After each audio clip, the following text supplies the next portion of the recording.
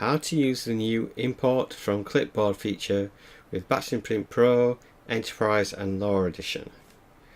Now say for example you have an Excel sheet with some file names listed.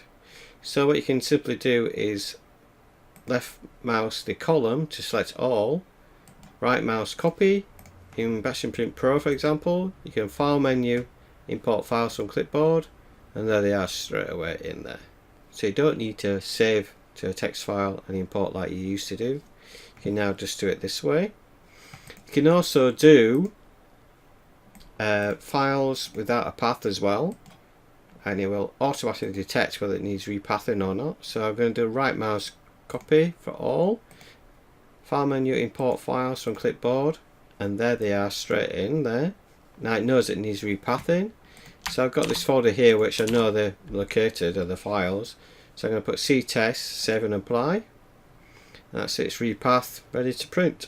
So it's that simple. You can do it from a text list file as well. You can just highlight just individual files and do them like that as well. So I'm going to highlight copy, file, import files from clipboard. So it's imported those two files that are highlighted, and it's repath ctest same as before.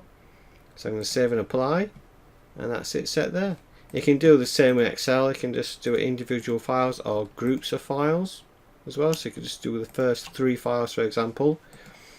Right mouse copy, file, import files from clipboard.